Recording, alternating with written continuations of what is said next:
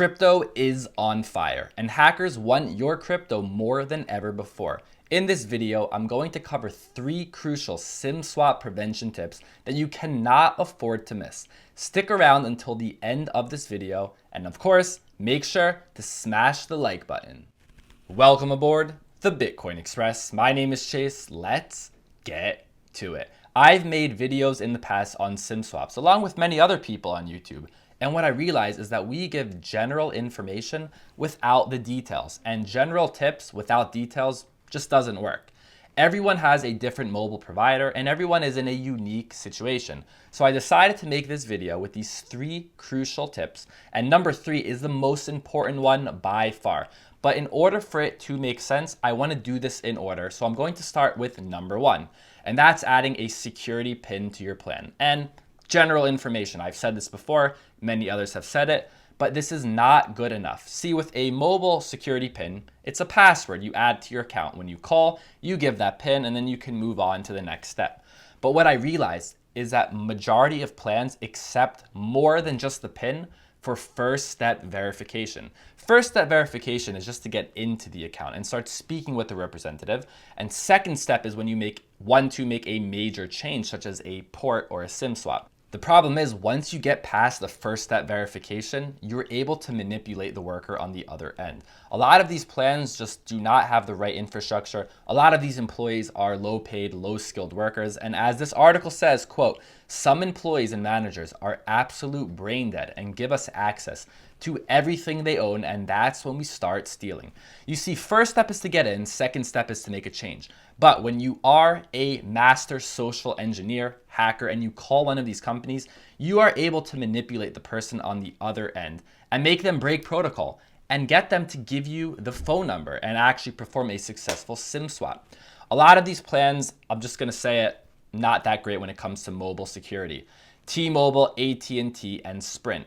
People are able to bribe people that work in the company to make a SIM swap. They're able to trick an employee on the other end to make a SIM swap.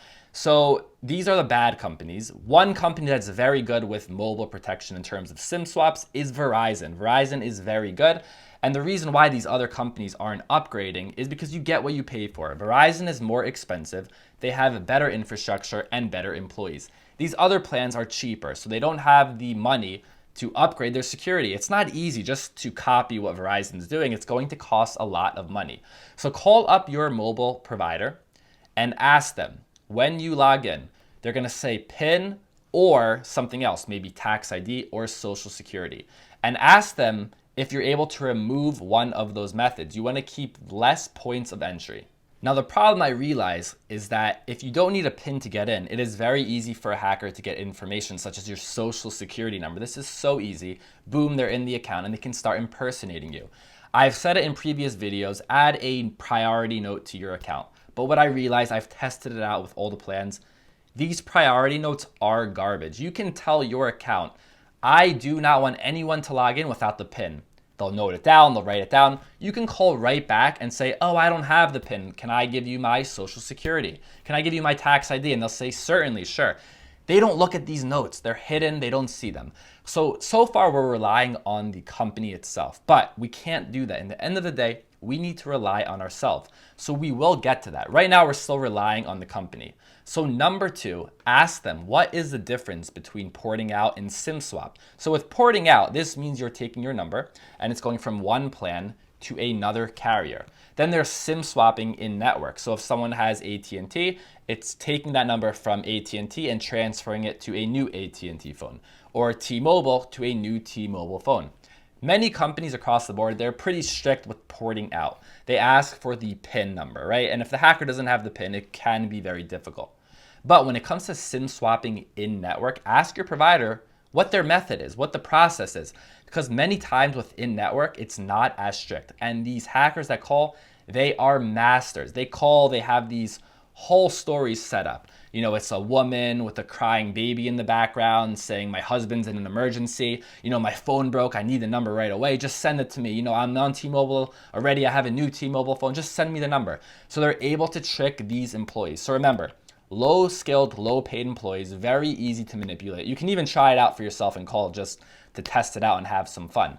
But even when you have employees that are top notch, one of the major threats from these companies are inside jobs. Let's say there is a hacker who knows someone that works at one of these companies and said, you know what, I found out that this person who has, Verizon, T-Mobile, AT&T, whatever it is, has $100,000 worth of cryptocurrency. Give me access to their phone number.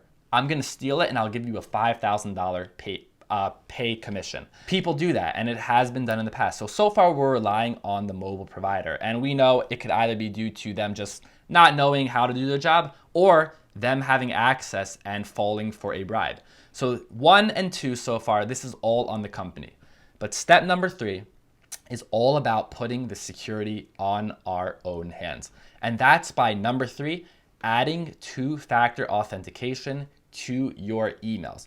We spoke about emails in the past. Secure the email, make sure you're using a different email for different accounts. Make sure you're changing the password for the email. But the most important thing is adding two-factor authentication to your important emails. This is a second password after logging in with your first password that the hacker doesn't have access to. And you can do this with Gmail. You can put two-factor authentication on your email connected to the mobile provider. But if the mobile provider has an employee that fell for a bribe, it won't matter. They won't ask for any confirmations to the email address. They won't ask for any confirmations. They'll just send it. So what we need to do is protect the emails that are connected to the important accounts. For example, the crypto exchanges. And by the way, if you don't have two-factor authentication already on your exchanges such as Gemini, Coinbase, Kraken, whatever it is, you almost deserve to be a victim of a SIM swap or to be a victim of having your crypto stolen. I'm sorry to say. You must have two-factor authentication on all your crypto exchanges, Google Authenticator, Authy, or something like a YubiKey, which is a physical two-factor device. So you must have this. Do not use SMS for two-factor authentication. I'm going to say this again. Never, ever do not use SMS for two-factor authentication. Never. Now, when it comes to these SIM swaps, getting the number is not the goal. It's part of the goal. The ultimate goal is to get the number in order to get access to your email accounts. Your email accounts are the key. This is what the hacker wants. They want your email account that is connected to Coinbase or Gemini or any other exchange. They want your email accounts that are connected to your banks, that is connected to your social media accounts.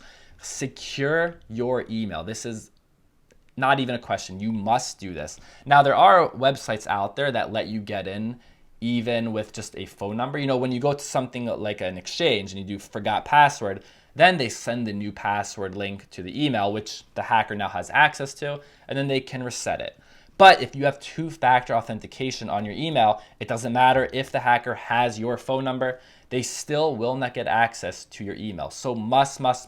Two-factor authentication on the email and two-factor authentication on your crypto exchanges. Now, in terms of these large exchange hacks for $40 million or $50 million, this is not due to some user not securing their accounts or being SIM swapped. This is done through the backend, through an exploit, and there isn't much you can do about it. For this reason, many people do not hold large amounts of cryptocurrency on an exchange because no matter what they do, it can still be hacked. Generally, very popular exchanges will do right by their customers, such as Binance, and they will reimburse the customers that lost money during a hack. But moving forward, even with all these measures in place, keeping large amounts of cryptocurrency offline in a cold wallet is the smart move. We know Ledger was part of a data breach and a lot of user information was given out, and many people are upset. Despite this, Ledger, along with Trezor, are still the best hardware wallets. The actual physical wallet are the best wallets. But if you're going to use these, try to order them anonymously. Meaning, number 1, don't use your real name. Number 2, use a new email that you just made just for that account, or use something like trash mail to create a disposable email. Number 3, do not use your real phone number. You don't even need a phone number. If you have your email already, there is no need for you to have a phone number. You can put a fake one. And number 4, try not to provide your real address. So either use a PO box or use a mail forwarding service. So even though these hacks happened, they likely will happen again because any company that has valuable information will always be a target. Equifax was a major hack, and it doesn't stop there. Ledger was hacked, major hack. It's not going to stop there. if you ordered from Trezor, it is possible in the future that you will be part of a hack. So make sure to always try to order your crypto hardware anonymously. Many people in crypto ask, is this all worth the headache? All of these hacks, these data breaches? And I'm going to tell you yes, because eventually everyone, not just crypto holders, will need to learn about this online security, because this is the digital world that we're living in. You don't need to own crypto. You can still be hacked. You can still be SIM swapped. So luckily, anyone that's in crypto right now is just getting a head start on something they're going to have to learn about later. And for many people, they're going to learn about it a little too late, and they're going to regret it. Like the video, subscribe to the channel. Thank you for listening, and I'll see you next time.